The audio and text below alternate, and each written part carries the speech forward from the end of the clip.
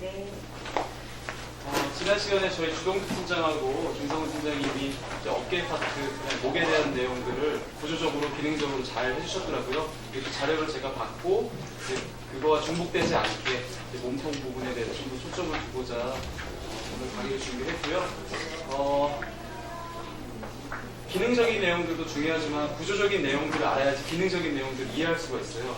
그 구조적인 내용은 뭐냐면 해부학에 대한 것들이에요. 근육에 대한 것들. 그런 것들을 기본적인 내용이라도 우리가 숙지를 하고 넘어가야지 나중에 기능적인 내용들을 이해하면서 나중에 그 정석을 알아야지 우리 사석을 둘 수 있는 거잖아요. 그러니까 기본을 알아야지 우리가 그 유도리 있게 그 상황에 맞게 대처할 수 있는 능력이 있기 때문에 조금 거리감이 있을 수 있겠지만 그 구조적인 내용에 대해서 해부학에 대해서 첫 시간에 좀 짚어드리고 나서 몸통 파트를 진행하도록 할게요. 괜찮으시죠? 네. 그 동영상은 다시 한번 보도록 할 거고요. 한번 제가 여러분들한테 여쭤볼게요. 지금 여기 이 자리에 오신 이유, 그 다음에 지금 현장에서 일하고 계신가요? 네. 그렇죠. 일하고 계시죠. 그 일하고 있는 이유가 뭐예요? 어떤 것을 목적에 두고 그런 일들을 하고 계시나요? 그러니까 선생님들이 하고 있는 행위는 항상 마지막에 결론은 동일해야 돼요. 여기 선생님이 하시고 있는 행위, 선생님이 하시는 행위, 선생님의 행위가 다르지만은 마지막은 항상 같아야 돼요.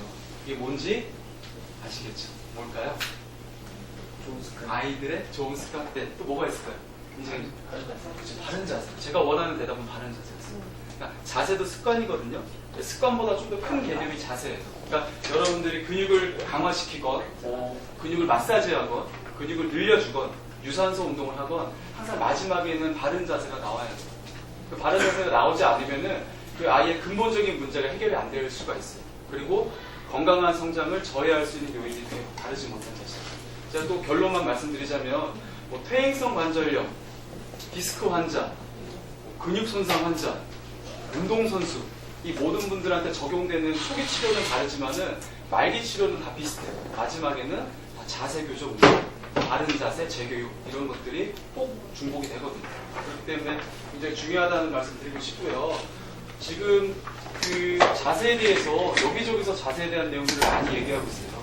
현대인들 조금만 여기 바로 맞은편에도 국가대표 체형교정센터라고 지금 이렇게 크게 보이거든요. 국가대표 체형교정센터가 크게 보이는데 조금만 눈을 돌려서 자세교정이라는 단어들이 굉장히 많이 나와요. 그러니까 왜 현대인들의 그 홍보하는 그 목표 중에 왜 바른 자세가 계속 나올까? 그 얘기는 역설적으로 풀어보자면은 현대인들의 자세가 바르지 못하다는 거예요. 왜 현대인들은 과거와 다르게 자세가 바르지 못할까요? 원시시대 때 아프리카 사람들은 자세가 발라요. 그러니까 그런 분들한테는 자세교정이라는 단어가 없었는데 유독 현대인들은 자세가 바르지 못해요. 그 이유가 뭘까요? 네, 운동 부족. 그렇죠. 또 뭐가 있을까요? 운동 부족. 안진뱅이. 네, 그렇죠. 앉은 자세가 많죠. 우리 현대인의 생활 습관은 공부를 하건 일을 하건 앉은 자세가 많죠. 그 두 가지 요인이 가장 커요. 그 다음 세 번째는 또 뭐가 있을까요? 그렇죠. 스마트폰. 그 스마트폰이 왜 중요하냐면은 예전에 우리가 책상에 앉아있을 때는 언제였나요, 대표님? 책상에 있었을 때의 순간은 언제였었나요? 예전에. 책상이요? 네. 어리셨을 때. 하루에 그럼 몇 시간 정도 책상에 앉아 계셨어요? 어렸을 때는 어느 정도? 초등학교 때요? 네네. 초등학교, 중학교? 네. 그럼 몇 시간 정도 앉아 우리 때는 계셨어요? 그래도 책상에 앉아있는 시간이 네. 지금보다는 덜하죠. 그렇죠. 훨씬 덜하죠. 근데 이 스마트폰이라는 것이 생겨난 후부터 우리는 하루 종일 책상에 앉아있는 것과 같은 그런 영향을 누리고 있는 거예요. 우리 언제 스마트폰 봐요? 언제? 시간 날 때마다 봐요. 시간 날 때마다 스마트폰을 본다는 거는 시간 날 때마다 흉곽이 무너질 수 있다는 거예요. 우리 옛날에 공부할 때만 책상에 앉아서 1시간이 됐건 2시간이 됐건 공부할 때만 흉곽을 무너뜨리고 있었고 나머지는 운동하면서 내 신체 근육을 발달시켰는데 지금 현대인들은 스마트폰이라는 것이 생겼기 때문에 하루 종일 책상에 앉아있는 것보다 똑같은 영향을 줄 수 있는 거예요. 그렇기 때문에 현대 아이들의 자세가 굉장히 바르지 못하면서 미국에 있는 여러 업체에서 이런 동영상들을 만들게 된 거예요.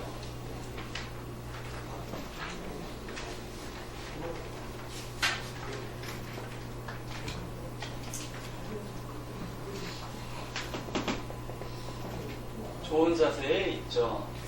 이런 동영상인데 소리가 잘 안 나왔어요. 제가 이 내용들을 부연 설명을 해드리도록 하겠습니다.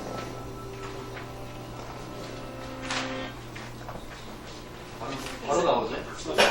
Stand up straight, or scolded you for slouching at a family 우리의 머리는 무겁고 앞으로 떨어질 수밖에 없는 환경이에요. 그런 상태에서 스마트폰을 들게 되면은 내 머리는 더 앞으로 떨어질 수밖에 없는 거예요. sitting or standing. 머리하고 등이 연결되어 있네요. 머리가 무너지면은 등도 뒤쪽으로 무너지게 되는 거예요. Determine how well your body adapts to the stresses. 이렇게 바르지 못한 자세를 취하면서 내 몸에 막대한 양의 스트레스가 전달되는 Or 거예요. sitting in an awkward position.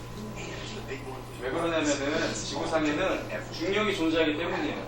발에 있을 때에는 자세 교정을 할 필요가 없어요. Your muscles have to work. 이렇게 움직이지 않다 보면은 내 몸에 있는 근육들은 더 약해지면서 내 자세는 더욱더 틀어지게 되는 거예요. Over time. 근육들이 약해지고 Adaptations. 그 다음에 근육들이 단축되면서 습관성, 진행성 자세 이상 이게 되게 중요해요. Posture. 암을 제거하는 게 아니라 나의 바르지 못한 자세는 해결해주지 않으면 계속 진행되는 거예요. 그러니까 그 시점에 멈추는 게 아니라 돌아가실 때까지 내 몸은 계속 틀어지게 돼 있어요. Posture just so 나쁜 자세로 게임하죠. 나쁜 자세로 스마트폰 하고 뒤쪽에 있는 스트레스가 집중되면서 통증이 발생할 수 있고요. influence your emotional state and your 감정적인 영향도 받게 된다고 해요. 금방 신경질적이고 감정 컨트롤이 안 될 수 있다고 해요. But it's getting harder these days. Sitting in an awkward position for a long time can promote poor posture, and so can using 근데 computers 바르게 앉은 자세에 대해서 보도록 할게요. to look down. Many studies suggest that on average, posture is getting worse. So what does good posture look like? When you 일자 자세죠. from the front or 좌우 the back, 밸런스. all 그러니까 바른 자세는 모델 자세라고 생각하시면 돼요. stacked in a straight 모델만 생각하시면 돼요. from the side. 모델은 날씬하고 이쁜 게 아니라 좌우 밸런스, 앞뒤 밸런스가 정확하게 가운데 있는 거예요. And the small of your back. You weren't born with this S shape. 그건 이제 이따가 말씀드리도록 할 거예요. 아기 때에는 이렇게 C 커브예요, 척추가. 그러다가 중력에 노출되면서 중력에 적응하기 위해서 S 커브로 바뀌는 거예요. 근데 이 S 커브가 체중을 받게 되면은 더 견고하게 잘 잡게 되는 거예요. 왜냐면 일자가 됐을 때에는 체중이 가해졌을 때 금방 풀어져요. 근데 S 커브일 때는 그거보다 10배나 더 많은 체중에 Just in front of your 저항할 수가 있어요. behind your hip, to the front of your knee, to a few inches in front of your ankle. 앞뒤, This your center of 밸런스, directly over your 좌우 bases, 밸런스. which allows you to move efficiently with the least amount of fatigue and muscle strain. If you're sitting, 이렇게 앉아있으면 안 되죠. not tilted forward, 항상 your shoulders should be 턱을 relaxed. 당기기 전에 가슴을 먼저 펴주셔야 돼요. 제일 중요한 건 가슴이에요. This should be at a 그 다음에 항상 90도 각도 유지, 90도 자세라고 해요. But what if your posture isn't that great? 모니터가 밑에 있으면 안 되겠죠? In your environment, adjust 모니터가 올라가야지 나의 몸도 펼 수가 있는 거예요. Make sure all parts of your body, like your elbows and wrists, are supported. Using ergonomic aids if you need to. Try sleeping on your side. 옆으로 누워 잘 때 베개가 내 어깨 이 정도 길이에 해당해야 돼요. Wear shoes with low 하이 안 heels 좋고요. and good bars, 다들 알고 계실 거예요. and use a headset for phone calls. It's also not enough to just have good posture. 왜 앞으로 쓰러지냐면은 중력이 우리 몸을 기준으로 앞쪽으로 지나가기 때문이에요. In fact, 그래서 앞으로 떨어지지 않도록 뒤쪽 근육들이 잡아주고 있어요. 근데 뒤쪽 근육들은 긴장되기 쉬워요. bad posture when you do it. 뭔가 물건들 때 내 몸에서 멀어지게 하면 안 되겠죠. 항상 내 몸에 가깝게. Backpacks should be 가방도 잘 여기시고요. symmetrically. 한쪽으로 내는 가방은 절대 안 돼요. Move around on occasion. And be sure to exercise. 적절한 운동, Using your muscles will keep them strong enough to support 뒤쪽 근육 늘려주고 항상 등을 오목하게 해주는 운동 bones. 이런 것들이 다 자세 교정 운동들이 돼요. And if you're really worried, check with a physical 이제 therapist. 이따가 저와 같이 이런 운동들을 한번 해보도록 할게요. You really should stand up straight. 네, 감사합니다. 혹시 이 동영상 원하시는 분들은 저희 선생님한테 말씀하시면은 이제 전달해드리도록 할 거고요. 이제 자세에 대해서 저랑 같이 진행을 한번 해보도록 하겠습니다. 제 이름은 최영인이고요. 2006년부터 이제 BC가 생활을 했어요. 그리고 지금은 국민체력센터에서 팀장 일을 하고 있고요. 학교에도 이제 출강을 나가고 있습니다. 저예요. 좀 살아있죠, 그래도? 살아있죠? 저럴 때가 저도 있었는데 지금은 좀 많이 변한 것 같아요. 그래서 오늘 배울 내용들이에요. 이제 1교시가 기능해부학에 대한 내용. 그래서 포인트들만 찍어드리고요. 2교시도 관절과 근육에 대한 내용. 요것도 이제 포인트만 좀 찍어드릴 거예요. 그래서 금방 끝낼 거고요. 3번 척추에 대해서. 여기가 이제 척추에 대한 일반적인 내용, 평가, 그다음에 척추와 관련된 운동들에 대해서 같이 한번 해보고. 그리고 이제 블루키즈 이제 본사에서 선생님들한테 제시하고 있는 동작들이 있어요. 주차별로. 그 동작들에 대한 좀 부연 설명들. 그리고 조심해야 될 것들 한번 같이 한번 찍어보도록 할게요. 이때는 제가 많이 좀 여쭤볼 거예요. 동작 지도원일 때는 이때 어떤 것들을 내가 챙겨야 되는지, 어떠한 주의점이 있는지 같이 토론하면서 진행하도록 하겠습니다. 자, 오늘 기능해부학에 대한 내용인데요. 인체 골격계부터 항상 먼저 해요. 뼈에 대해서 먼저 하고, 관절에 대해서 하고, 근육에 대해서 하는데, 골격에 대한 거는 단순하게 이렇게만 생각하시면 될 것 같아요. 이 건물을 지을 때 철근 콘크리트가 있어야지 그 철근 콘크리트에 시멘트들을 덧대면서 이 건물 외형을 만들 수 있겠죠? 그 역할을 하는 게 우리 몸에 있는 뼈들이에요. 이 뼈들이 있기 때문에 부드러운 근육이나 인대나 연부 조직들이 부착되면서 나의 외형을 만들어준다. 그러니까 나의 체중을 지지해주고 있다. 이게 골격계의 역할이다. 이게 뼈의 역할이다. 라는 것만 선생님들이 인지를 해주시고 넘어가도록 할게요. 선생님들이 지난 시간에 배웠던 내용은 여기 목하고 어깨에 대한 내용이었죠. 척추에 대한 내용도 들어가 있긴 하더라고요. 근데 오늘 이 시간에는 저랑 같이 이 몸통에 대한 거, 척추에 대한 내용을 좀 집중적으로 하도록 할게요. 자, 해부학적 자세와 방향에 대한 용어인데요. 이건 같이 한번 써보도록 할까요? 여기 맨 위에 있는 거, 슈페리어를 위쪽이라고 하죠. 그 다음에 인페리어를, 여기 밑에 있는 인페리어를 아래. 그 다음에 디스탈. 디스탈이라고 보이죠? 요거를 원위라고 해요. 원. 그러니까 위치할 때 위, 월 원자, 그래서 원위라고 해요. 그러니까 몸에서 원쪽 이런 뜻이고요. 여기 반대편 쪽에 프록시말 보이나요? 왼손에 프록시말 보이시죠? 네. 화살표가 몸 쪽을 향하고 있네요. 그렇죠? 그럼 이거는 원위의 반대겠네요. 근위. 네. 가까울 근자. 근위.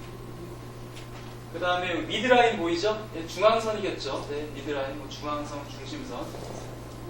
그 배꼽 위쪽에 한번 봐보세요. 메디알이라고 써있네요. 그쵸? 화살표가 어느 쪽을 향하고 있어요? 중앙선 쪽을 향하고 있네요. 이거를 내측이라고 해요. 내측. 그러니까 몸 쪽에 가까운 쪽, 내측. 배꼽 밑에 라테랄 보이시나요? 화살표가 바깥쪽을 향하고 있네요. 중앙선에서 먼 쪽을 향하고 있죠? 이거를 외측이라고 하겠죠. 내측의 반대, 외측. 다 왔어요. 마지막이에요. 그 다음에 그 옆 그림을 한번 볼게요. 옆 그림을 보게 되면 배꼽 쪽을 향하고 있는 거. 이게 앞쪽이잖아요. 그럼 안테리어가 뭘까요? 안테리어와 벤트랄이 같은 말인데 전이라고 하는 뜻이 앞전자, 전이라고 하고요. 그럼 뒤쪽에 있는 등에 해당하는 부분, 포스테리어, 밑에 도잘이라고 하는데 그걸 뭐라고 표현하면 되겠죠? 후. 네, 맞아요. 슈페리어를 상이라고 쓰셔도 되고요. 인페리어를 하라고 해도 돼요. 맞죠? 상하, 전후, 상하. 그래서 이 용어를 여러분들이 좀 알아두셔야지 나중에 공부할 때나 근육을 공부하실 때 그러니까 여기서의 수업이 마지막이 아니고 또 스스로 공부할 시간이 있을 거잖아요. 그때 이러한 내용들을 알아야지 뼈를 외우기가 쉽고 그 근육을 외우기가 쉬워져요. 그래서 좀 말씀을 드리는 거고요. 혹시 이 자세가 어떤 자세인지 혹시 알고 계신가요? 이 자세가? 처음 보는 자세죠. 이거를 한번 같이 쓰도록 할게요. 해부학적 자세라고 해요. 해부학적 자세. 한번 제가 여쭤볼게요. 엄지가 안쪽인가요? 새끼손가락이 안쪽인가요? 어느 쪽이 안쪽이에요? 새끼손가락이 안쪽이죠. 왜요? 왜 그렇죠? 왜? 끝에 있었어요? 아, 네. 해부학적 자세가 이거니까요. 왜 머리가 위에요? 왜 발이 밑이고요? 해부학적 자세가 이와 같아서요. 그러니까 지금 제가 뭐 상하, 전후, 근위, 원위, 내측, 바깥측 이렇게 말씀드렸잖아요. 그거의 기준은 다 이거예요. 해부학적 자세가 이렇기 때문에 이거의 기초에서 우리가 위아래를 정한 거예요. 아시겠죠? 해부학적 자세는 뭐냐면은 편안하게 서 있는 자세. 손바닥이 어디를 보고 있어요? 전면을 보고 있는 자세예요. 이거예요, 그냥. 이게 해부학적 자세예요. 그래서 해부학적 자세를 기준으로 상하, 전후 이렇게 구분한다는 거를 또 한번 알아두시고요. 그 다음 넘어가 볼까요? 이제 면과 축에 대해서 말씀드릴 건데 지난 시간에 면에 대해서 혹시 하셨었나요? 안 하셨죠? 움직임, 굴곡, 신전 이런 것들 혹시 하셨었나요? 굴곡, 신전 하셨죠? 네. 그 굴곡, 신전을 표현할 때 저희가 이 면과 축을 기점으로 말씀을 드려요. 면은 뭐냐면요. 이게 면이에요. 이거 밑에도 면이잖아요. 그렇죠? 요것도 면이고 요것도 면이고 얘도 면이에요. 그렇죠? 그러니까 저를 기점으로 이거는 어디에 있는 면이에요? 좌우에 있는 면이고 이거는 위아래에 있는 면, 저거는 앞뒤에 있는 면이죠. 그렇죠? 그래서 두 개가 대응되는데 이 면에서 우리 움직임들이 일어나는 거예요. 이 면에서. 자, 이 움직임은 어떤 면에서 일어나고 있나요? 지금 이 움직임은 어떤 면인 것 같아요? 이걸 제가 이렇게 막 돌려볼게요. 어떤 면에서 움직이는 것 같아요? 자, 이 면의 움직임을 여러분들이 파악하려면 이 면의 각도, 이 움직임의 각도를 여러분들이 파악하려면 어디서 봐야 되는지만 숙지하시면 돼요. 자, 제가 지금 몇 도 움직였는지 보세요. 90도 움직였거든요. 제가 지금 95도 움직였어요. 근데 파악이 되시나요, 거기서? 파악이 안 될 텐데요. 네. 자, 보세요. 몸과 내 이 팔의 각도인데 각도는 이렇게 형성되잖아요. 그쵸? 이 각도를 확인하려면 어디서 보셔야 돼요? 선생님께서. 그쵸? 옆에서 보셔야죠. 그쵸? 그래서 이 움직임은 어떤 면에서 일어나냐면은 이 좌우면에서 일어나는 거예요. 우린 이거를 시상면이라고 해요. 여기 맨 위에 있는 이 시상면. 인체를 좌우로 나누는 면. 그러니까 여러분들 케이크를 쪼개는데 좌우로 쪼갠다고 생각하시면 돼요. 그게 시상면이라고 해요. 좀 어려우신가요? 어떠신가요? 괜찮으세요? 자, 그 다음에 이마면은 뭐냐면요. 앞뒤를 나누는 면이에요. 우리 인체를 앞뒤로 나누는 면인데, 자, 이런 움직임이 있어요. 이걸 무슨 움직임이라고 하죠? 외전이라고 하고, 이걸 내전이라고 하는데, 이 움직임의 각도는 여기서 형성되는 각도잖아요. 이 움직임을 확인하려면 어디서 확인해야 돼요? 옆에서 보면 확인이 되나요? 안 되죠. 이건 어디서 확인이 돼요? 앞뒤에서 확인이 되는 거죠. 그래서 이 움직임, 이걸 외전이라고 하고 내전이라고 하는데, 이 움직임은 이마면에서 일어난다고 해요. 이게 앞뒷면. 그래서 이 두 번째에는 이마면. 앞쪽과 뒤쪽이라고 써있죠. 이거를 이마면이라고 표현해요. 자, 그 다음에 세 번째 마지막 움직임이 뭐냐면 회전 움직임이에요. 이런 회전 움직임.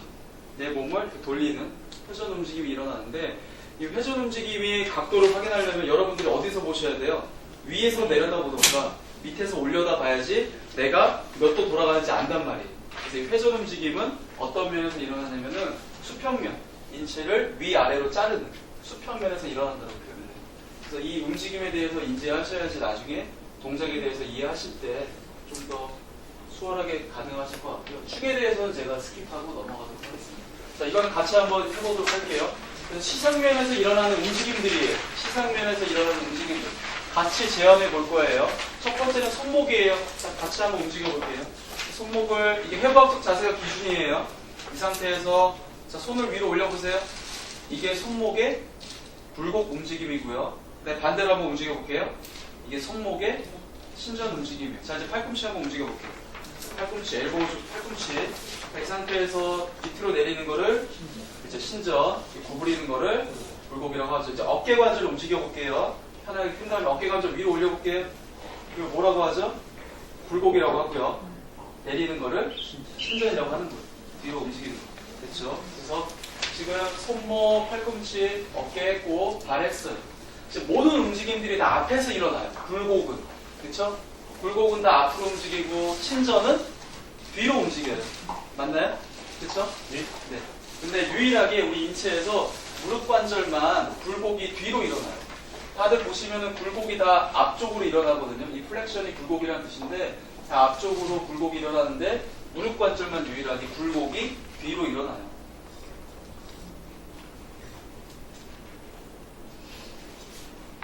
혹시 굴곡의 정의에 대해서 말씀해 주실 분 있나요? 굴곡의 정의? 동물쟁이는 근육이 단축됩니다. 아, 맞습니다. 각도가 좁아지는 거. 관절의 각도가 좁아지는 거. 그게 굴곡이에요. 그래서 무릎 관절은 뒤로 올라가야지 각도가 감소되죠. 네, 그렇죠. 네, 맞아요. 그럼 신전은 반대겠네요. 관절의 각도가 증가되는 거. 네. 좋습니다. 자, 다음 넘어가 볼게요. 네, 이마면이에요. 이마면에서 일어나는 움직임은 이 A, B 덕션이 외전. 그러니까 중심선에서 멀어지는 거. 그게 외전이고 위에 있는 게 AD라고 써있죠. AD 덕션. 이게 내전. 그러니까 무게 인체의 중심으로 향하는 움직임을 내전이라고 해요. A, B는 외전, A, B는 내전. 자, 이것도 외전, 내전 또 같이 한번 해볼게요. 네. 자, 편안하게 앞에 보시고, 자, 그대로 오른손을 옆으로 올려볼게요. 자, 무게중심, 인체의 중심에서 멀어지고 있죠? 그렇죠. 이게 외전. 그 다음에 반대로 향하는 게 내전이 되는 거. 넘어갈게요. 자, 그 다음 수평면에서 일어나는 움직임이 회전 움직임이죠. 그렇죠? 그래서 몸통이 왼쪽을 바라보고 있네. 무슨 회전이라고 표현할까요? 네. 레프트 로테이션, 좌회전. 오른쪽을 보면은 우회전이라고 표현하죠. 우측 회전, 좌측 회전. 스피커로 넘어갈게요. 자, 이 엘리베이션하고 디프레션이 있는데 이 엘리베이션은 좀 여러분들이 알아두셔야 돼요. 왜냐면은 우리 아이들이나 우리 뭐 나중에 뭐 아이의 어머님들, 그 아이의 뭐 어린이집 원장님들이 여기가 많이 불편하신 분들이 많을 거예요. 우리 인간은 이런 자세를 취하지 않고 언제나 이런 자세를 취하려고 해요. 그 이유는 어깨를 떨어뜨리지 않으려고 하는 것 뿐이에요. 어깨는 불안정한 구조예요. 지난 시간에 배웠던 어깨는 많이 움직이잖아요. 그렇죠? 그렇기 때문에 굉장히 불안정해요. 그래서 이 어깨가 떨어지는 걸 막아주기 위해서 우리는 의도적으로 약간 이렇게 올리는 작용을 해요. 근데 환자분들이나 일반인분들은 이게 과도하게 올라가요. 그래서 항상 우리 어머님들이 어디가 불편해요? 여기가 불편한 거예요. 인간이라면 다 여기가 불편해요. 그래서 이 거상된 거를 확인하셔야 돼요. 나중에 아이들의 몸을 봤을 때 어느 쪽이 거상되는지 확인하셔야 돼요. 이 엘리베이션을 거상이라고 해요. 거상. 거인할 때 거, 그 다음에 상, 윗상점. 디프레션, 여기 있는 거를 하강이라고 해요. 하강. 자, 같이 바른 자세 한번 해보도록 할게요. 허리 펴고 앉아보시고요. 자, 여기 어깨를 거상시켜보세요. 이게 나쁜 자세. 이게 나쁜 자세고, 가슴 피셔야 됩니다. 네, 가슴. 저기, 뒤에 기대지 마시고요. 네, 저 선생님들 우리 바른 자세 하는 사람들이잖아요. 그죠? 이런 자세 제일 안 좋아해요, 이런 자세. 네, 이런 자세. 네네. 이런 자세가 하면 이 안쪽 근육들이 약화돼요. 제일 중요한 근육은 이 안쪽 근육이 제일 중요해요. 우리 나중에 나이 드시면 어머님들, 할머님들 여기 안에 근육 없어지면서 옷자다리가 되게 쉬워지는 거거든요. 그래서 이 안쪽 근육이 되게 중요합니다. 그래서 바른 자세 11자로 하고 다리도 골반 넓이로만 벌리고요. 네, 그 상태에서 등 펴주시고요. 좀 기대지 마시고 그 상태에서 거상 한번 해볼게요. 네. 이 상태에서 자 밑으로 팔꿈치를 밑으로 쭉 내려보세요. 하강. 네. 그래서 여기 약간 그 긴장된 느낌이 생겨야 돼요. 요가한 것처럼. 그 다음에 팔을 내리세요. 이게 바른 자세예요. 이 상태가. 지금 선생님은 잘 안 내려가고 있고요. 선생님은 잘 내려가셨습니다. 지금 느낌이 뭔가 어떤 이상한 느낌이 있죠. 그쵸? 남들이 봤을 때는 아무렇지도 않아요. 근데 혼자만 이상한 느낌인 거예요. 그 얘기는 뭐냐면은 우리 인간은 항상 이러고 있었기 때문에 여기가 단축된 거예요. 그러니까 지금 여기 뭐 하고 있는 거예요? 요가하고 있는 거예요. 쉽게 말씀드릴게요. 그리고 이게 바른 자세예요. 아시겠죠? 약간 이렇게 올라가지 마시고요. 네, 그만할게요. 자, 그래서 이렇게 움직임들을 저희가 표로 정리해봤어요. 그래서 이 앞에 가로친 걸로 여러분들이 외우시면 될 것 같아요. 가로친 걸로 공부하시면 되고요. 뭐 벌리, 모음 이런 건 신용어인데 잘 안 써요. 가로친 걸로 구용어로만 여러분들이 공부하시면 될 것 같아요. 그래서 이거 한번 제가 보시라고 표를 해놨고요. 자, 기능예고학과 관련된 용어는 끝이에요. 정말 이제 포인트들만 말씀드리고 넘어가도록 할게요. 관절과 근육계통에 대해서 이제 말씀드리도록 할게요. 관절이 무엇인지 아시는 관절. 그렇죠. 뼈와 뼈가 연결되는 부위. 그게 바로 관절이에요. 그래서 뼈와 뼈가 연결되었기 때문에 여기서 뭐가 발생해요? 움직임이 발생할 수 있는 거예요. 그 다음에 여기서 이제 인대라는 단어가 나오는데 인대의 역할은 뭐냐면은 관절의 안정성을 높여주는 게 바로 인대의 역할이에요. 근육의 역할은 관절의 움직임을 발생시키는 애. 인대는 관절의 안정성을 유지시켜주는 애. 이렇게 여러분들이 정리하시면 될 것 같아요. 자, 관절은 여기까지만 하고 넘어가고요. 그 다음 근육이에요. 근육은 고무줄하고 똑같아요. 제가 지금 들고 있는 이 고무줄 성분하고 똑같아요. 그래서 근육에 있는 이런 성분들을 뭐라고 하냐면 엘라스틴 섬유라고 표현을 해요. 엘라스틴 많이 들었잖아요. 뭔가 탄력 있는 것 같은 느낌이 나잖아요. 그래서 근육을 표현할 때에는 고무줄이라고 많이 표현을 해요. 인대는 고무줄이 아니라 검정 봉지라고 많이 표현을 해요. 검정 봉지. 봉지 내가 좀 늘렸어요. 그 봉지가 원상복귀 돼야 안 돼요. 그 늘어난 상태로 유지되죠? 그래서 인대는 그와 같은 성질. 근데 근육은 내가 늘려도 다시 본래 위치로 되돌아갈 수가 있어요. 탄력성이 굉장히 뛰어난 게 바로 근육. 그래서 근육의 정의는 뭐냐면은 힘을 발생시킨다예요. 결국 이 고무줄처럼 이렇게 길이 변화를 통해서 늘어나기도 하고 짧아지기도 하고 하면서 이런 길이 변화를 통해서 힘을 발생시킨다가 바로 근육의 키워드예요. 근데 그 힘이 뭐에 쓰이냐면은 우리의 자세를 유지하는데 혹은 관절의 움직임을 만들어내는데 쓰인다라고 여러분들이 이해하시면 돼요. 근육의 부착, 근육이 어디에 부착되어 있는지 알아야지 그 근육의 기능을 알 수 있어요. 그래서 이 부착 지점을 아는 거는 여러분들이 암기하는 거예요. 근데 움직임은 절대 암기하는 게 아니라 이해하는 거예요. 자, 이 앞에 있는 이 근육, 얘를 상완 이두근이라고 해요. 머리가 두 개 있어서 옛날 말로는 이두박근 이렇게 표현을 했는데 상완 이두근이라고 하는데 몸 쪽에 있는 이 부분이 오리진이라고 되어 있네요. 오리진, 그렇죠? 이 오리진이 우리나라 말로 기시라고 해요. 기시, 시작점. 근육이 시작하는 지점, 기시라고 표현하고요. 그 밑, 네, 여기 인설션이라고 되어 있죠. 그 밑에 인설션, 이게 정지점이라고 해요. 끝나는 지점. 근육이 시작하는 지점과 끝나는 지점을 우리가 인위적으로 이렇게 표현하는 것뿐이에요. 근육의 시작점과 끝 지점.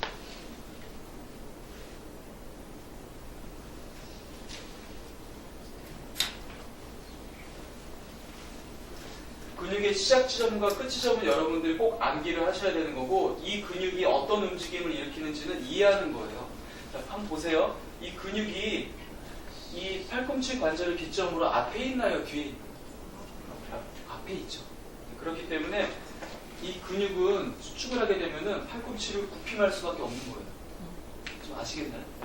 앞쪽에 위치하고 있기 때문에 이 근육이 작용을 하면은 팔꿈치를 굽힘할 수밖에 없는 거고 이 뒤에 있는 게 상한 삼두근인데 이 근육은 관절의 축을 기점으로 뒤에 위치하고 있기 때문에 이 근육의 기능은 팔꿈치를 신전할 수밖에 없는 거예요. 그래서 요거를 그대로 내 몸에 부착시켜서 같이 움직여 보시면은 참 될 것 같아요.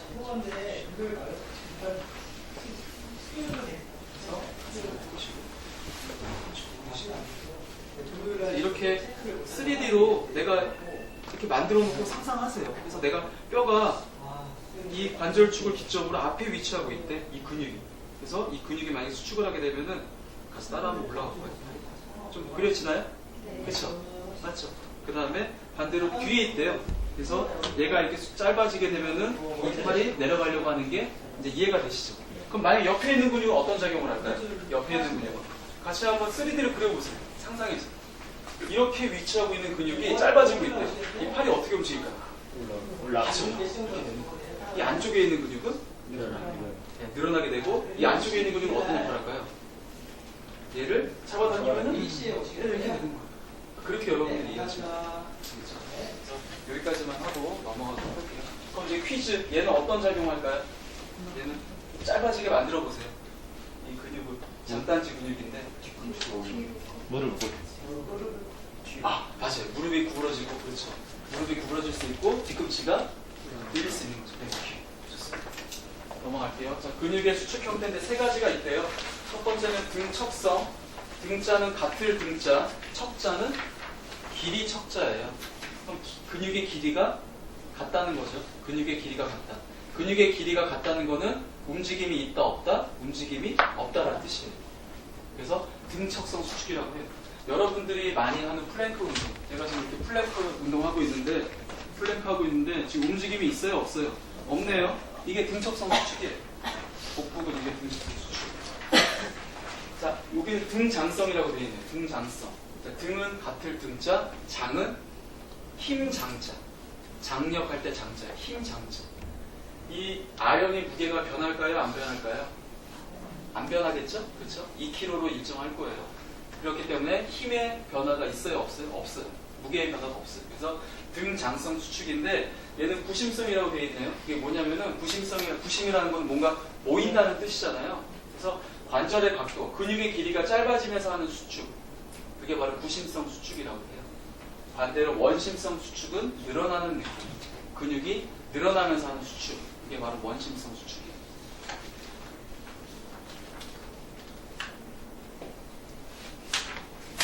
자, 기능에 따른 근육의 구분. 소글러서 진행하겠습니다. 기능에 따른 근육의 구분. 자, 근육은 크게 두 종류로 구분할 수 있어요. 관절 축을 기점으로 앞에 위치하고 있는 근육, 그 다음에 뒤에 위치하고 있는 근육으로 구분할 수 있어요. 앞에 위치하고 있는 근육이 뭐냐면은 동그라미 쳐볼까요? 이거 바이셉스 브레키, 그 다음에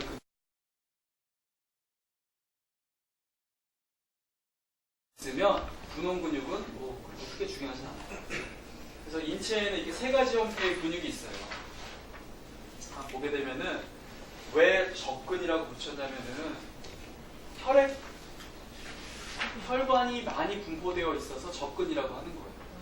혈관이 많이 분포되어 있다는 거는 혈액 공급이 원활하다는 의미겠죠. 그렇죠? 혈액 공급이 원활하다는 의미인데 혈액 공급이 원활하다는 의미는 산소를 많이 공급받는다는 의미예요. 산소. 차가 움직이려면 연료가 필요해요. 근육이 수축하려면 에너지가 필요해요. 그 에너지를 많이 만들어내기 위한 조건, 재료가 뭘까요? 가장 중요한 재료가 산소예요. 산소. 그래서 우리가 유산소 운동, 무산소 운동 이렇게 구분하잖아요. 그래서 산소가 있을 때 에너지를 많이 만들어낼 수가 있어요. 그래서 모세혈관이 많이 분포되어 있다는 것은 산소를 많이 공급할 수 있다는 거고, 산소가 많이 공급되니까 에너지를 다량 발생시킬 수 있다는 거예요. 그 얘기는 뭐냐면은 그 근육이 조금 일한다는 거예요? 아니면 오랜 시간 일한다는 거예요? 오랜 시간 일할 수 있다는 거예요. 그래서 이게 바로 누구한테 많이 발달되냐면 마라톤 선수들한테 많이 발달돼요. 접근들. 그래서 이렇게 여러분들이 이해하시면 돼요. 백근은 정반대예요. 백근은 정반대. 백근은 모세혈관, 혈관이 많이 분포되어 있지 않아요. 그래서 빨갛게 안 보이는 거예요. 그래서 혈관이 많이 분포되어 있지 않기 때문에 혈액 공급과 산소 공급이 잘 안 돼요. 오래 일하겠어요? 오래 일 못하겠어요? 오래 일 못해요. 근데 얘는 당원이라는 게 있거든요. 이거는 모르셔도 되는데 당이라고 하는 게 많이 분포되어 있어서 힘을 발생시키기에는 좋아요. 힘을. 네. 그렇죠. 순간 폭발력. 그래서 근육의 능력을 두 종류로 구분할 수 있어요. 파워를 낼 수 있느냐, 오래 일할 수 있느냐. 이 두 가지를 구분하면은 백근은 파워, 힘, 장미란 생각하시면 돼요. 순간적으로 파워를 내잖아요. 힘을 내잖아요. 그래서 백근은 힘을 많이 내는 사람, 그다음에 접근은 오래 일하는 사람 이렇게 구분하시면 돼요. 그래서 백근은 단거리 선수 우사인 볼트, 접근은 이봉주와 같은 장거리 선수 비유해요. 제가 이 얘기를 왜 하냐면요. 이 얘기를 우리 몸은 크게 두 가지 근육으로 구분을 해요. 가동 근육하고 안정 근육. 그러니까 이 같은 내용이에요. 같은 내용인데 또 다르게 표현하는 것 뿐이에요.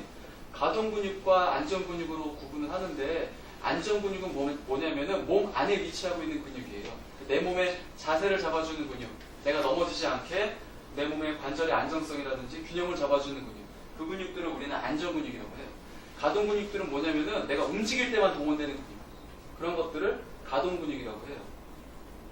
자, 그렇다면 여러분들이 생각하셨을 때 가동 근육이 더 오랜 시간 일해야겠어요? 안정 근육이 더 오랜 시간 일해야겠어요? 그렇죠. 안정 근육이 오랜 시간. 여러분들이 누워있다가 앉아있는 순간부터 안정 근육들은 반사적으로 동원돼요. 그래서 하루 왼종일 일해요.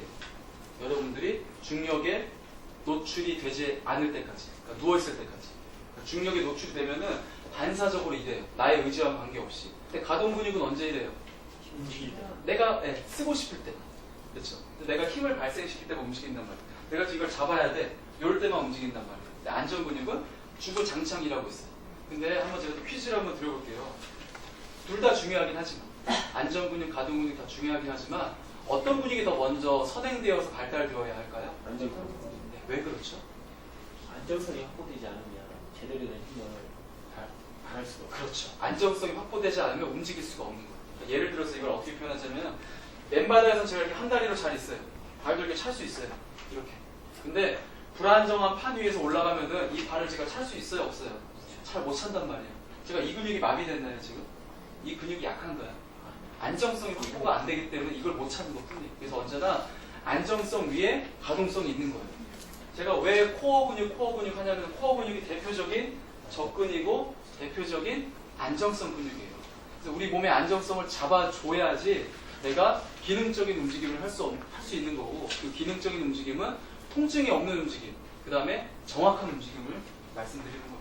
그래서 다음 슬라이드 보면은 이 헬스 트레이너가 바로 가동 근육이 발달된 사람이고요. 이 오른쪽에 있는 이 무용수가 안전 근육이 발달된 사람입니다. 코어 근육, 그 다음에 접근은 이 왼편에 있는 분보다 오른편에 있는 분이 좀 더 많이 발달되어 있을 거예요. 그래서 저 근육, 저 대표적인 저 안전근이 방금 말씀드렸던 코어 근육입니다. 코어 근육은 어느 한 가지 근육을 지칭하는 게 아니에요. 여러 부위에 있는 근육들을 통칭해서 부르는 거예요. 첫 번째 가장 위에 있는 것부터 말씀드릴게요. 가장 위에 있는 코어 근육이 횡격막이에요. 횡격막. 횡격막 하면 바로 뭐가 떠오르시나요? 네. 가비뼈 또 뭐가 떠오르나요? 코 떠오르지 않으세요? 네, 복식코, 횡격막코. 이게 바로 횡격막인데 여러분들이 숨을 들여마시고 내쉴 때마다 횡격막이 수축하고 이완하는 작용을 해요. 정확한 호흡을 할 때 횡격막이 계속 훈련되는데 우리 인간은 평상시에 복식호흡, 그러니까 흉식과 복식호흡을 다 같이 쓰는 게 횡격막 호흡인데 우리는 가슴 호흡만 하게 돼요. 이러면 문제가 되는 거예요.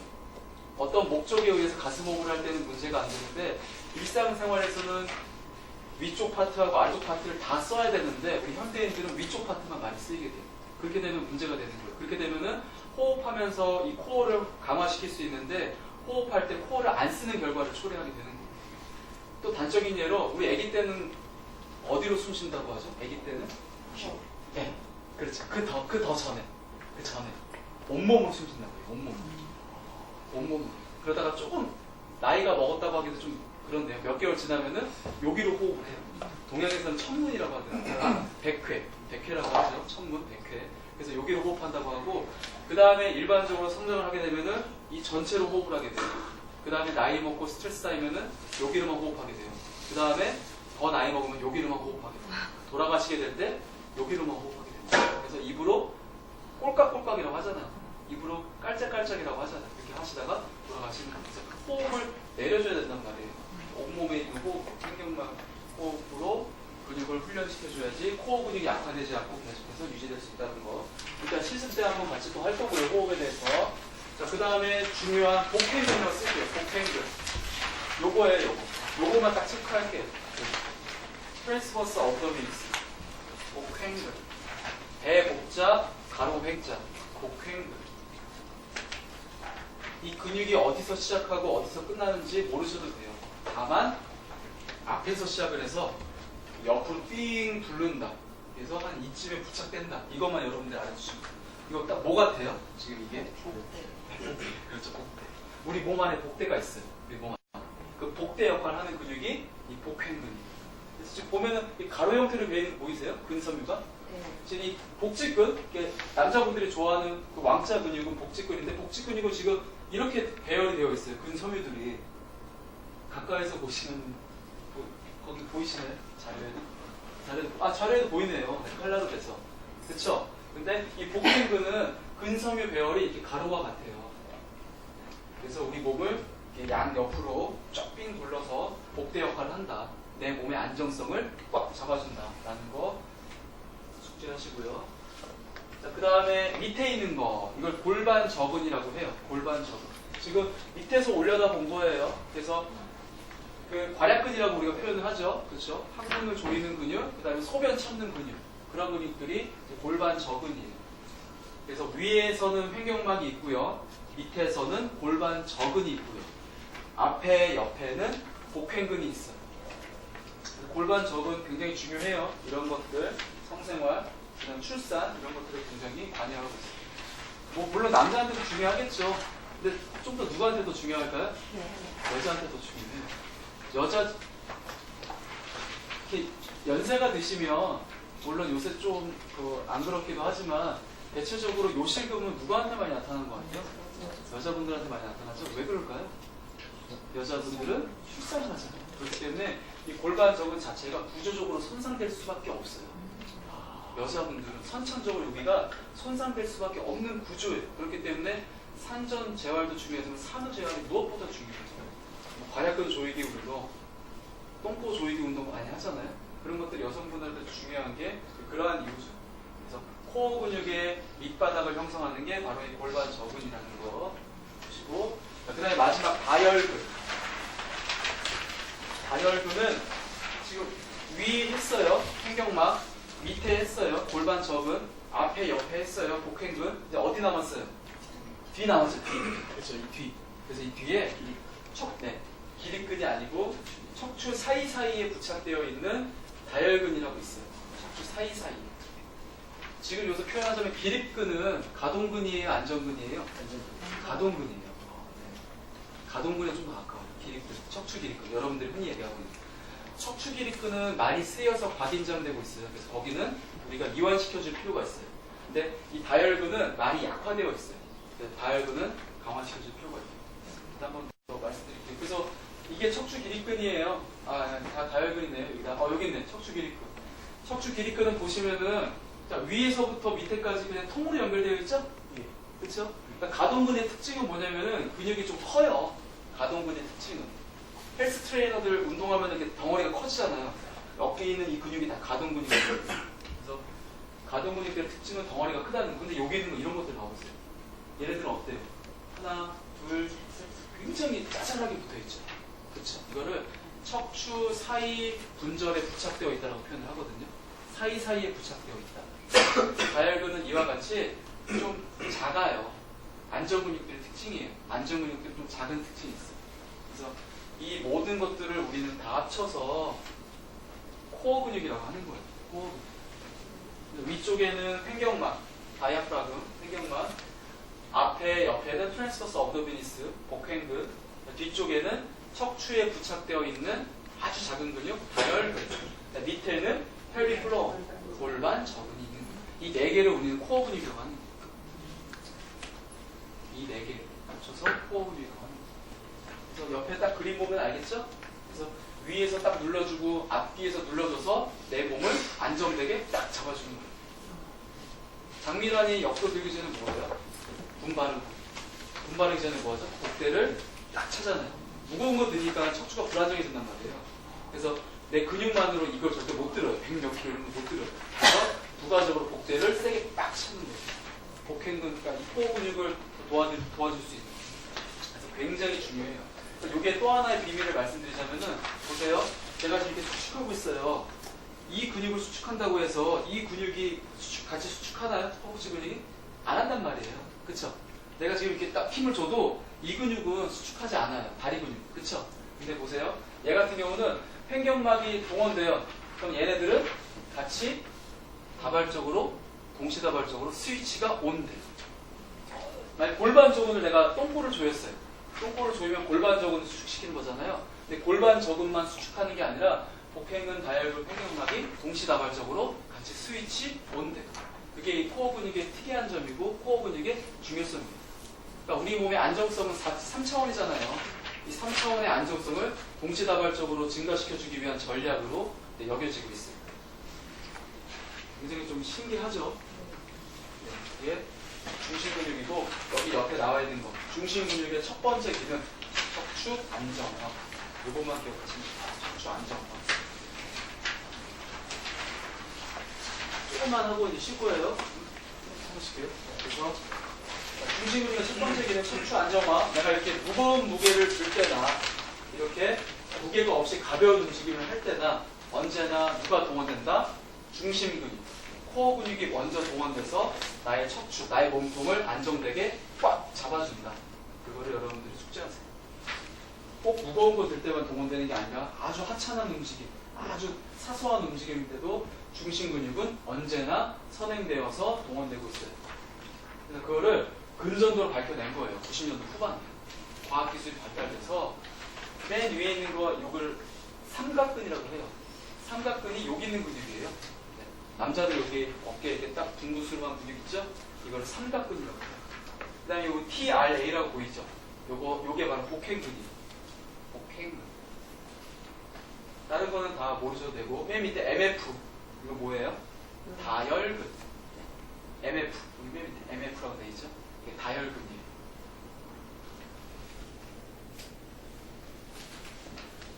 위쪽은 비정상, 아래쪽은 정상이에요. 두 명의 사람인데 위쪽은 허리 환자, 아래쪽은 정상인이에요. 보이시죠? 여기 밑에 0 보이죠? 0. 0초 보이죠? 0초. 밑에 이거 시간인데 0초라고 되어 있네요. 그러니까 이때 0초에 삼각근이 동원되는 건데 팔을 움직이는 거예요. 0초 때. 근데 위에 있는 환자는 보면 복행근이 언제 동원됐어요? 0초 지나고네요. 그렇죠? 복행근이 내가 팔을 움직이고 나서 복행근이 동원됐죠. 그렇죠? 근데 밑에 그림만 봐보세요. 밑에 그림. 복행근이 언제 동원됐나 보세요. TRA가 0초 전 마이너스 0.05초에 동원이 돼요. 그러니까 이게 우리 정상 기전이에요. 내가 움직이기 전에 생각하는 것만으로도 복행근이, 그러니까 코어 근육이 먼저 선행되어서 나의 척추를 딱 잡아줘요. 그 다음에 내 팔이 움직이는 거예요. 그렇기 때문에 내 몸이 흔들림이 안 일어나는 거고 내 척추의 스트레스가 최소화되는 거예요. 그래서 내 허리가 언제나 보호되는 건데 이렇게 환자들은 복행근, 코어 근육에 그런 메커니즘이 깨져 있어요. 그래서 팔을 움직이고 나서 복행근이 동원되니까 이미 버스는 떠난 뒤에 손은 내 허리에 스트레스는 다 가해지는 거예요. 그래서 허리 환자 치료할 때 뭐 다 여러 가지 좋은 방법들이 있지만 마사지를 하거나 어떤 방법을 하든지 간에 그 근육을 풀어주는 게 끝이 아니라 그 근육을 풀어주고 난 다음에 이 복행근을 꼭 강화시켜줘야 돼요. 훈련시켜줘야 돼요. 그래서 중요한 프레스 운동도. 네, 플랭크 운동할 때 그렇죠. 플랭크. 자, 그 다음 두 번째 기능이에요. 이건 제가 빨리 하고 넘어가도록 할게요. 자, 중심 근육의 첫 번째 기능이 뭐였죠? 다 같이 한번 네, 척추를 안정화시킨다는 거. 네, 두 번째 기능은 몸통과 다리를 연결한다는 의미예요. 상하 연결. 여기 옆에 가로치고 쓸게요. 힘 전달. 힘 전달.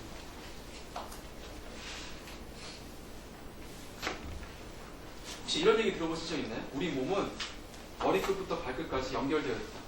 이런 말 들어보신 적 있어요? 들어보신 적 있죠? 그래서 이게 뭐냐면은 우리 몸은 실제로 그래요. 위에서부터 밑에까지 다 연결되는데 그 경로는 조금씩 달라요. 여기 뭐 외측 사슬, 뭐 전면 사슬, 후면 사슬, 전방 사선 사슬, 이렇게 대각선을 가는 거, 그 다음에 후방 사선 사슬 이렇게 종류들이 있는데 어쨌든 제가 말씀드리고 싶은 거는 위에서 만들어진 힘이 위에서 끝나는 게 아니라 밑으로 전달이 되고 밑에서 만들어진 힘이 밑에서 끝나는 게 아니라 위로 전달이 돼요. 왜 그러냐면은 이렇게 상체와 하체 간의 근육들이 서로 유기적으로 협력을 해야지 내가 에너지 소비를 최소화할 수 있는 거예요. 어떤 일을 하든지 간에.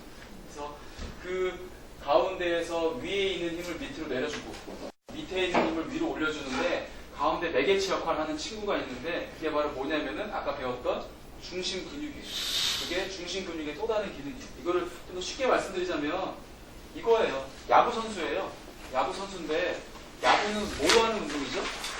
팔로 하는 운동이잖아요. 투수는. 그렇죠? 근데 투수 박찬호 허벅지 들은 적 있어요? 박찬호 허벅지가 얇아요? 두꺼워요? 굉장히 두껍단 말이에요. 박찬호는 투수잖아요. 어깨 운동이잖아요. 근데 왜 하체가 두껍죠? 허벅지가? 축구 선수보다 더 두꺼워요.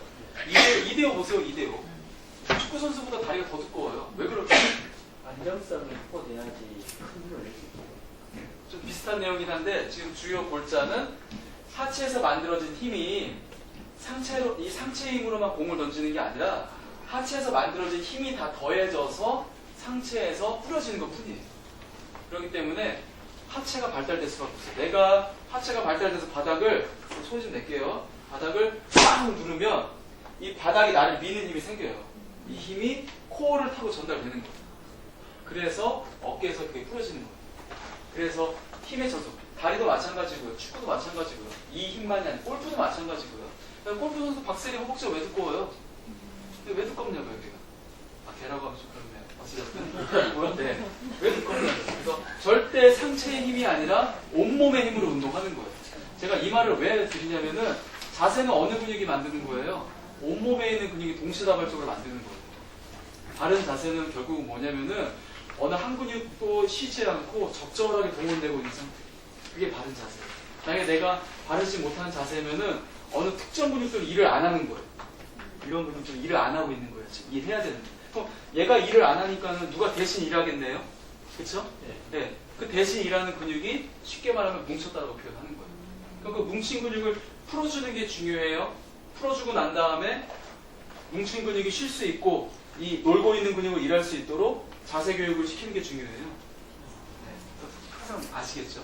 여러분들은 아이들의 자세를 올바른 성장을 위해서 아이들의 그 자세 교정 운동을 실시하고 있지만은 그게 단순하게 아이들의 성장, 자세뿐만이 아니라 미래에 발현될 수 있는 통증들, 근골격의 통증들을 예방하고 계신 거란 말이에요. 그렇기 때문에 굉장히 큰 의미가 있다고 봐요. 이걸 그래프로 표현하면은 팔꿈치에서 발생시키는 힘은 10%밖에 안 돼요. 투수가. 근데 지금 허리 밑에서 발생하는 힘이 54%예요. 방금 그런 의미예요. 힘이 전달된다는 거. 그래서 여기까지가 이제 1교시였고요. 10분간 쉬고 다시 하도록 하겠습니다. 그래서 어디서 끝난다? 이런 것들을 여기서 안 할 거예요. 그게 효과적이진 않더라고요. 근육의 시작점과 끝점 이런 것들을 내가 집에 가서 공부하면서 외우시는 거지, 저는 그냥 간략하게 이 근육이 어떠한 기능을 한다, 왜 이러한 기능을 하는지에 대한 원리에 대해서 그런 쪽으로만 저는 말씀을 드리도록 할게요. 척추 파트에 들어가도록 하겠습니다. 척추 파트. 아까 중요한 단어 두 가지가 나왔어요. 안정성과 가동성. 네. 어깨는 안정성에 초점을 두고 있는 관절인가요? 가동성에 초점을 두고 있는 관절인가요? 그렇죠. 그렇기 때문에 안정성이 약간 떨어져요. 반대로 고관절. 안정성에 좀 더 초점을 두고 있어요. 왜 그럴까요? 체중을 지지해야 되니까. 그쵸? 얘는 체중을 지지할 필요가 없죠? 그때 얘는 광범위하게 움직여도 위험하지가 않아요. 근데 고관절은 굉장히 안정성이 높아요. 박혀있는 것도 어깨관절은 이제 이러한 소켓에 딱 박혀있는데 어깨관절이 이렇게 걸쳐있어요. 그래서 많이 움직일 수 있는 거예요. 쌀볼이 또 생각하시면 돼요. 쌀볼. 근데 고관절 같은 경우는 이게 깊게 박혀있고 이거를 둘러싸고 있는 관절의 안정성을 증가시켜주는 성분이 아까 뭐라고 그랬죠? 인대라고 그랬죠? 인대? 그렇죠? 인대 역시 굉장히 많이 발달되어 있어요. 두껍게. 그래서 고관절은 안정성이 굉장히 높아요. 가동성은 상대적으로 떨어지습니다. 근데 척추는 좀 신기해요. 척추는 안정성하고 가동성이 공존해요. 50대 50으로. 어깨 같은 경우는 한쪽으로 치우쳤고 고관절도 치우쳤다고 말씀드릴 수 있는데 척추 같은 경우는 가동성과 안정성이 뭐 50대 50으로 공존하고 있다. 그러한 경향, 그러한 뉘앙스로 선생님들이 숙제하시면 될 것 같아요. 안정성과 가동성이 동시에 요구되고 있는 구조이다. 그렇기 때문에 근육들이 복잡하게 배열되어 있고 그렇기 때문에 구조가 복잡한 거예요. 척추 길이근이라고 하는 가동 근육도 있고 그 안에 다혈근이라고 하는 안정 근육이 있었어요. 그러한 것들이 이 몸통의 그런 기능적인 요구들을 대변하고 있는 거죠. 이건 지난 시간에 했어요. 주정수 팀장 자료를 제가 확인해 봤는데 있더라고요. 그래서 위쪽에 있는 목뼈를 우리는 경추라고 하죠. 7개 있었어요. 흉추는 12개 있었어요. 흉추가 바로 이 부분이죠. 그렇죠? 여기 흉추. 요 추가 허리에 있는 건데 5개 있었어요. 자, 크기는 누가 제일 클까요? 경추, 흉추, 요추 중에. 요추가 제일 커요. 왜? 이해하시면 되는 거예요. 무게가 어디가 제일 많이 나가요? 경추는 몸무게, 흉추는 여기 무게, 요추는 전체 무게잖아요. 그러니까 무게가 많이 나가니까 당연히 커야겠죠. 그렇죠? 이렇게 이해하시면 될 것 같고요. 그 밑에 천추 5개, 이 삼각형 모양의 뼈, 천추 5개, 그다음에 미추, 꼬리뼈라고 하죠. 인간에겐 퇴화돼. 그 밑에 달라붙어 있는 거, 이 미추가 4개 있는데 천추하고 미추는, 천추는 5개이지만 다 융합됐어요. 그래서 1개로 봐요. 1개로. 미추도 4개지만은 다 융합되어 있어요. 그래서 1개로 봐요. 척추뼈가 33개가 아니라 26개라고 표현돼요. 그래서 천추하고 미추는 각각 하나씩으로 여러분들도 숙제하시면 될 것 같고요.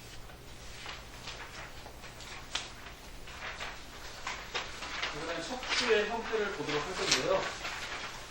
이렇게 하나하나의 뼈를 얘기할 때에는 척추라고 하는 거고요. 척추. 동전처럼 이렇게 통째를 얘기할 때에는 척주라고 얘기하는 거예요. 아시겠죠? 기둥주자, 척주. 전체를 얘기할 때는 척주라고 얘기하는 거고 개별적으로 얘기할 때에는 척추라고 얘기하는 거예요. 척추의 모양을 봤더니 척추는 전면부하고 후면부로 나눠져 있다. 전면부는 좀 모양이 어때요? 일정한 모양을 가지고 있네요. 벽돌 모양이라고 해요. 벽돌 모양. 이 벽돌 모양이 가지는 이점이 뭘까요? 벽돌 모양이 가지는 이점. 차곡차곡 쌓이기 때문에 체중을, 그렇죠. 안정성 있게 체중을 잘 흡수할 수 있겠죠. 그렇죠. 그래서 이 전면에 있는 벽돌 모양이 체중을 흡수하는 역할을 해주고 있고 뒤쪽에 있는 건 좀 불규칙하네요. 뭐가 좀 튀어나와 있고 그러네요. 그렇죠? 그래서 이 뒤쪽으로 튀어나와 있는 거, 여러분들 이렇게 뒤에 보면 뼈 만져지죠? 한번 스스로 만져보세요. 여기 손 댄 다음에 이렇게 위아래로 한번 흔들어봐요. 그럼 뭐가 이렇게 딱딱하게 만져질 거예요. 돌기 같은. 네, 돌기. 우리 그 생선에서의 가시, 그렇죠? 그래서 이거를 무슨 돌기? 가시돌기라고 해요. 한자로는 가시극자라고 해서 극돌기라고 하고.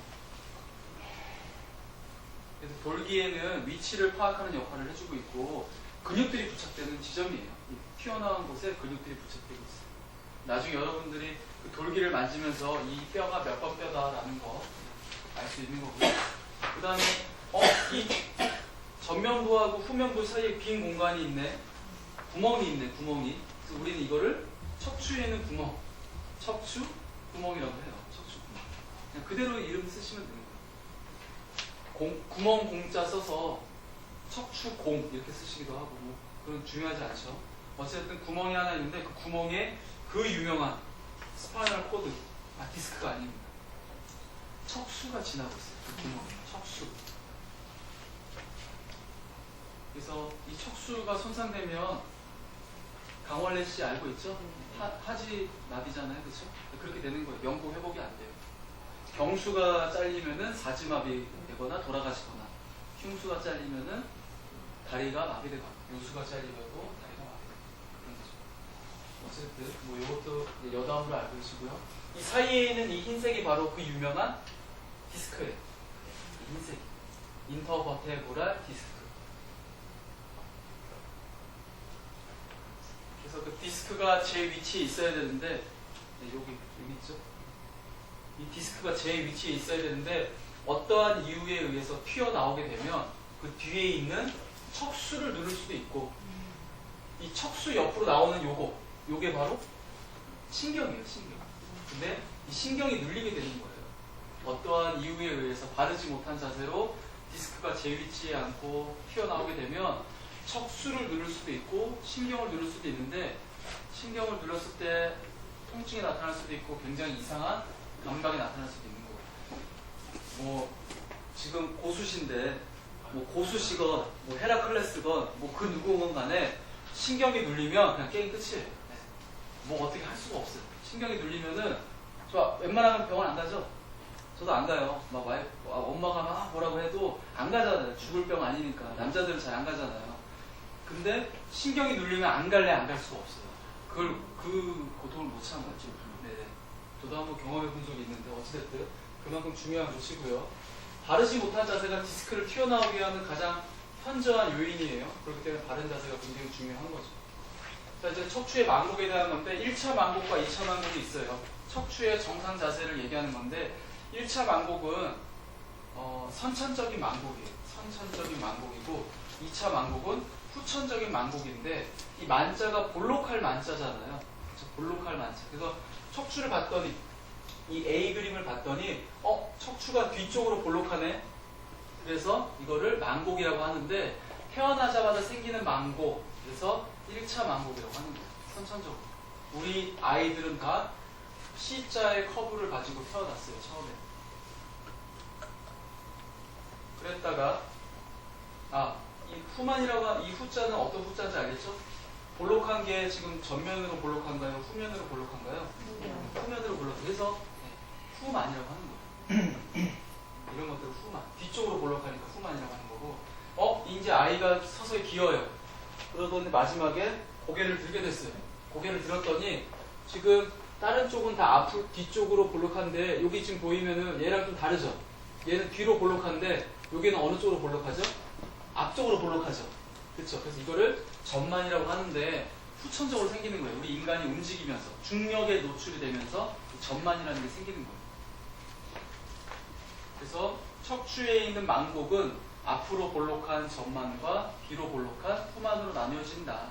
후만은 선천적으로 생기는 망곡이고 전만은 중력에 노출이 되면 후천적으로 생기는 망곡이다 라는 것만 여러분들이 알아주세요. 그래서 이 망곡이 중요한 이유가 뭐냐면은 압박력에 대한 저항감을 증가시켜준다. 10배 이상 증가해준대요. 체중에 대한 저항감. 일자일 때부터. 그래서 그런 의미가 있고요. 전만인 부위 한번 찾아보죠. 이 척추에서 전만인 부위. 경추, 흉추, 요추, 천추 중에 전만인 부위가 어디예요? 요추 전만이네요. 또 어디가 전만이죠? 경추. 그렇죠. 후만은 흉추와 천추죠. 네, 천추. 네, 천추. 흉추와 천추가 후만이고 이게 저희의 정상 자세고 이거를 우리는 S자 커브라고 표현을 하죠. 이 대문자 S가 아니라 소문자 S여야 돼요. 정상 자세는 소문자 S. 자, 그 다음에 이제 움직임 같이 한번 해볼게요. 이제 선생님들 좀 많이 목에 이제 근질근질 할 때가 됐는데, 다시, 선생님. 이렇게 하지 마세요. 우리 바른 자세에 대해서 공부하는 사람들이니까. 사실 저도 옛날, 지금 자세가 좀 어떤가요? 그래도 키가 작고, 머리가 좀 대머리여서 그렇지. 자세는 좀 괜찮죠? 자세는 나쁘지 않죠. 근데 저도 자세가 옛날부터 이러진 않았어요. 저도 20대 중반까지 디스크로 인해서 극심한 고통을 겪었고 30대 초반까지 등 사이를 카터칼로 자르는 느낌 느껴보신 적 있나요? 여기 날개뼈 사이 여기를 누가 카터칼로 딱 째는 것 같아요. 그 느낌을 느꼈었어요. 저도 그때는 자세가 저도 다르지가 않았어요. 저도 옛날에 이제 복싱을 좀 배웠었는데 복싱 자세가 이거잖아요. 그러니까 고개는 이렇게 한쪽으로 튀어질 수밖에 없는 거고 어깨는 올라갈 수밖에 없는 거고 등은 이렇게 될 수밖에 없는 거예요. 이런 상태로 운동할 수밖에 없으니까 내 자세가 이렇게 됐더라고요. 예전에. 저도 너무 극심한 통증을 겪고 이 개념에 대해서 알고 요거 갖다 이제 또 밥 벌어 먹어야 되니까 제 자세를 바꾼 거죠. 무던한 노력을 통해서. 여러분은 할 수 있어요. 3개월만 투자하시면 돼요. 3개월만 매일같이 투자하시면 자세가 이미 좋으신 분들은 많지만 혹시 안 좋다라면은 3개월만 투자하시면 돼요. 같이 한번 움직여 볼게요. 또 바르게 한번 앉아주세요.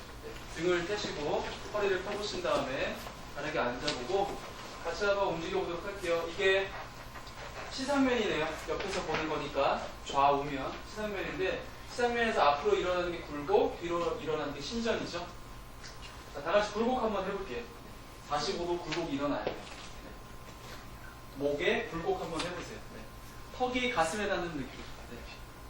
오케이, 원위치. 이따가 이제 다 친구들 볼 건데 이렇게 굴곡하시는 분들이 있어요.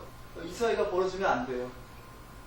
굴곡할 때는 턱이 가슴에 닿는 느낌으로 굴곡하는 거예요. 그래서 뒤쪽이 늘어나는.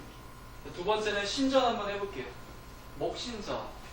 고개를 제친다기보다도 턱이 천장으로 가는 느낌. 그렇지. 오케이, 원위치. 이것도 마찬가지로 45도 일어나야 되고요. 자, 왼쪽 회전은 나의 얼굴이 어느 쪽을 보는 거예요? 왼쪽을 보는 거예요. 그렇죠? 근데 이때 주의점은 당연히 몸이 돌아가면 안 되죠. 네. 아까 제가 말씀은 안 드렸는데 몸이 같이 움직이세요. 네, 이렇게. 그러니까 목하고 몸하고 분리돼야 돼요. 같이 움직이면은 이제 노화가 진행되고 계시는 거예요. 몸 그대로 다 분리돼야 돼요. 다. 이따 할 건데. 네. 이 상태에서 고개만 왼쪽으로 돌려볼게요. 네. 그래서 코가 나의 그렇죠 쇄골까지 향하셔야 돼요. 네. 다시 원위치. 다시 둘 반대. 외우시는 거죠? 왜 웃으셨죠? 다시 좀. 네, 그만 가운데. 네. 코가 쇄골까지 가셔야 돼요. 쇄골 있는 데까지 향하셔야지 정상인 거고요. 사이드 밴딩. 사이드 밴딩 할 때는 어깨가 올라가면 안 돼요. 네, 아까 제가 거상이라고 표현했잖아요. 우리가 하강이 되면서 문제가 일어나진 않아요. 거상되면서 문제가 일어나는데 사이드 밴딩 할 때 이런 식으로 거상이 되거든요. 이런 것들을 없애면서 사이드 밴딩을 하실 수 있어야 돼요. 당연히 사이드 밴딩 할 때 고개가 구부러지면서 이렇게 하진 않는 거죠. 항상 중립 자세에서 굴곡도 아니고 신전도 아니고 중립 자세에서 귀가 어깨 옆으로만 밴딩 하시면 돼요. 자, 왼쪽 사이드 밴딩 해보시고요. 외측 굴곡이라고 해요. 반대 오른쪽 사이드 밴딩. 네, 좋습니다. 오케이, 그만. 이거 움직임 한번 해봤고요. 자, 그 다음에 몸통의 움직임 이제 이따가 또 한번 해볼 텐데 몸통을 앞으로 구부릴 때 90도 정도 일어나야 되고요. 신전은 30도 정도. 그 다음에 이거 외측 굴곡이라고 하죠. 외측 굴곡, 사이드 밴딩이라고 하는데 30도에서 45도 정도 일어나줘야 돼요. 그래서 이걸 일어날 때 이제 이따가 확인하실 건데 사이드 밴딩 할 때 순수하게 사이드 밴딩이 일어나야 되지 이 엉덩이가 이렇게 빠지면 안 돼요. 이런 식으로.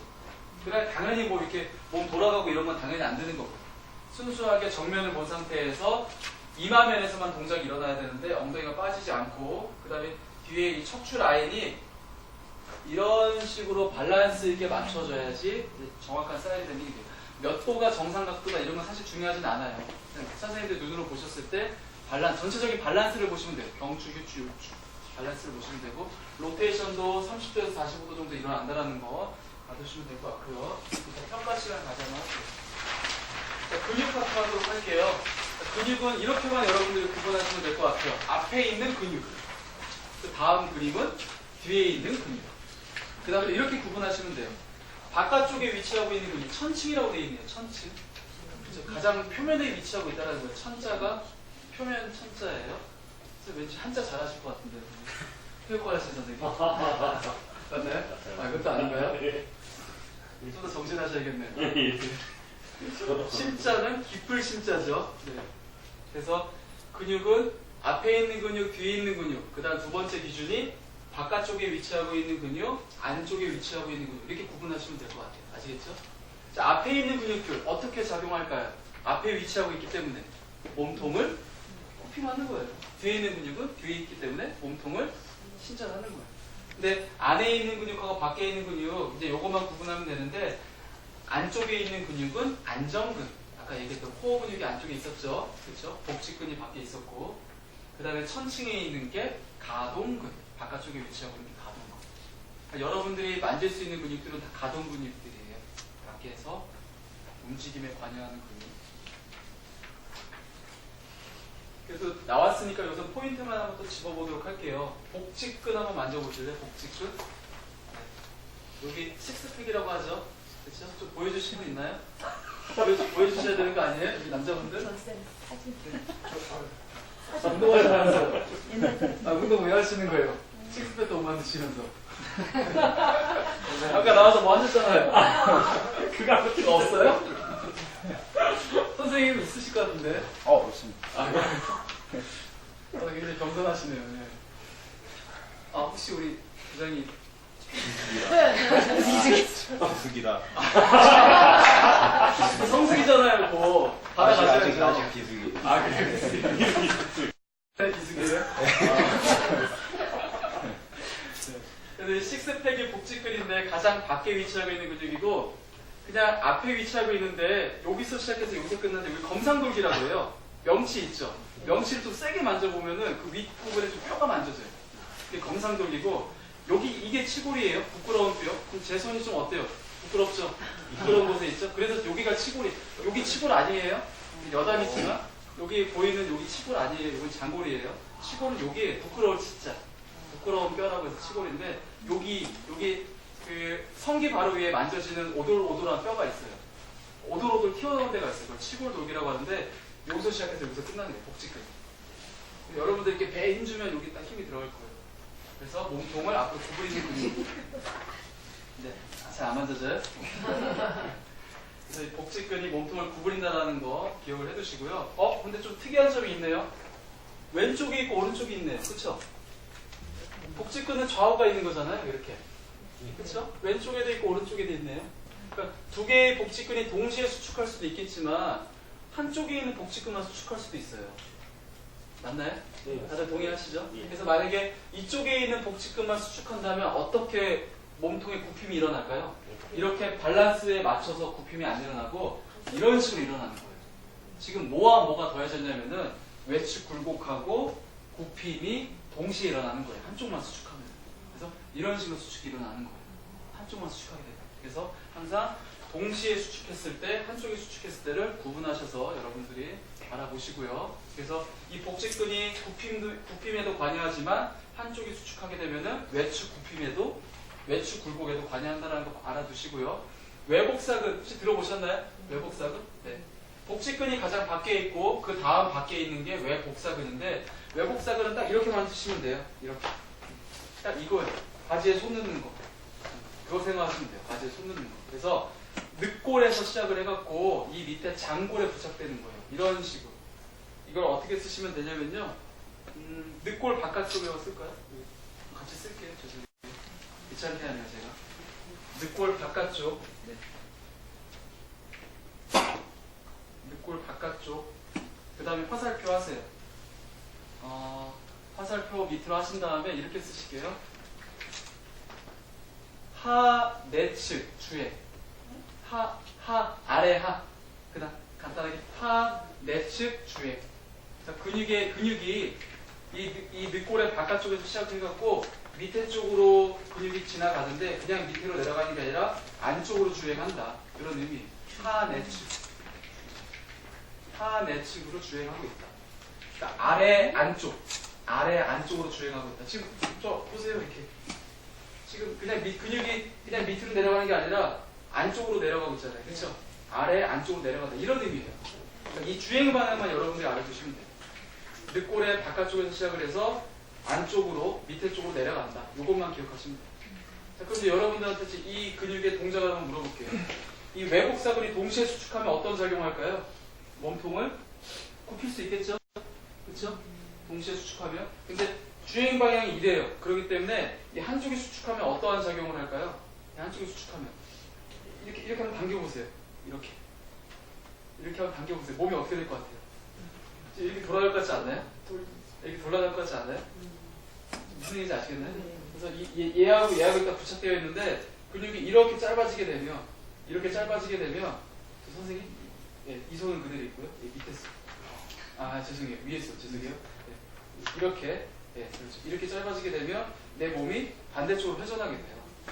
이런 식으로. 전 요거 주행 방향만 알려드릴게요.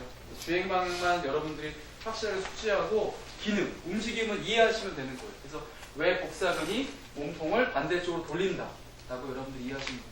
근데 이거를 왜 아셔야 되냐면은 우리 아이가 똑바로 서 있을 때 몸이 약간 돌아가 있어요. 그러면 이 근육은 지금 뭐 하고 있는 거예요? 계속 일하고 있는 거예요. 얘는 금방 만져도 아플 거고 얘를 어떻게 해주는 게 교정 운동이겠어요? 얘를 억제하는 게 교정 운동이에요. 여기 마사지 해주는 게. 그럼 반대로 이 반대 근육, 이 복사근은 과사용되고 있고 이 외복사근은 비사용되고 있잖아요. 여기 어떻게 하면 돼요? 운동시키면 되는 거예요. 그게 교정 운동이에요. 어려운 게 아니에요. 그러면 여러분들이 쓰시면 돼요. 인터넷에 외복사근 강화 운동 치면 다 나와요. 몇 배까지가 나와요. 유튜브에. 이렇게 여러분들이 접근하시면 돼요. 그 다음에 나중에 그게 정말 내게 되면은 그냥 바로바로 세팅해서 나오는 거죠. 그래서 외복사근 알아두시고요. 물론 사이드에 위치하고 있기 때문에 이 사이드에 옆에 위치하고 있기 때문에 한쪽만 수축하면은 이런 외측 굴곡은 하고 있어요. 그렇죠? 옆에 위치하고 있으니까 옆에 위치하고 있기 때문에 외측 굴곡 기능도 하고 있고. 근데 내복사근 요것만 하고 넘어갈게요.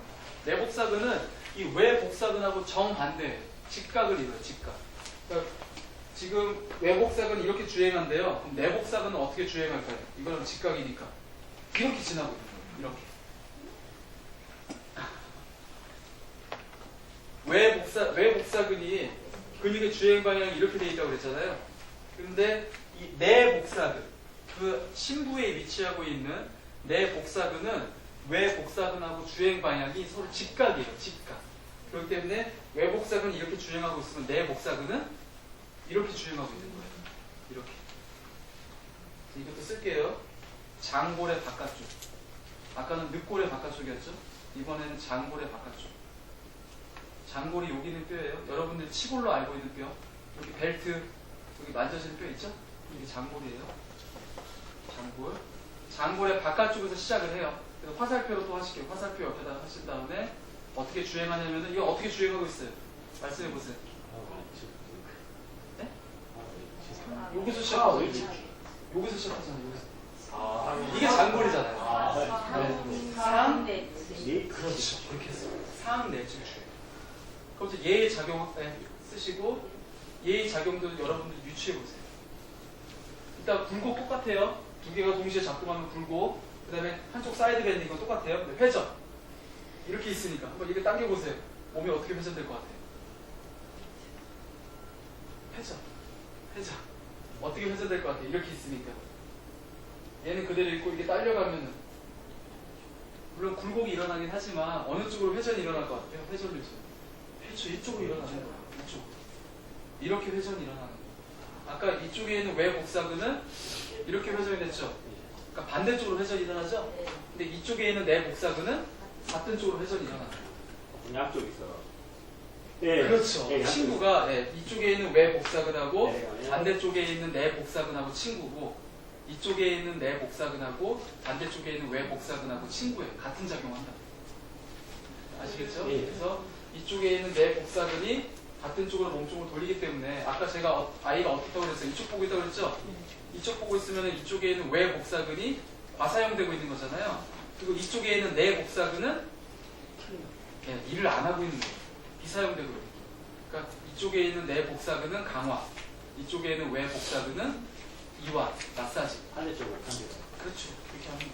그래서 좀 저희 전공자들도 이거 많이 헷갈려했던 부분인데 이런 식으로 한번 정리 한번 해보고 한번 보셔야 될 것 같아요. 되게 가셔갖고 여기서는 혹시 이해가 안 되시는 부분 있으니까 또 쉬는 시간에 한번 말씀해 주시고요. 복행근은 아까 말씀드렸지만 가로로 주행하고 있는 거. 얘 위에다 쓸게요. 얘는 뭐예요? 키워드만 쓰시면 돼요. 얘는 뭐? 아까 나왔잖아요. 뭐와 같다고요? 복대. 복대라고 쓰시면 돼요. 복대라고 하면 까먹지 않겠죠. 뒷근육은 좀 단순해요. 넘어갈게요. 이게 장늑근, 최장근, 척추근이 다 합쳐서 우리는 척추 길이근이라고 해요. 근데 이 척추 길이근은 위에서부터 밑에까지 통으로 연결되어 있다. 그 다음에 천침, 바깥쪽에 위치하고 있어서 가동근이라는 거. 아까랑 같은 내용이죠. 천층에 위치하고 있는 게 가동근이었죠. 옆에 있는 이 다혈근은 척추 사이사이에 부착되어 있네. 그 다음에 굉장히 깊은 곳에 위치하고 있네. 그래서 안전근육이 여러분들이. 자, 이제 그게 평가네요. 평가는 저쪽 안에 가서 같이 하도록 할게요. 괜찮으시죠? 예. 평가 실기할 거니까 조금 쉬었다 할까요? 바로 할까요? 네, 바로 할까요?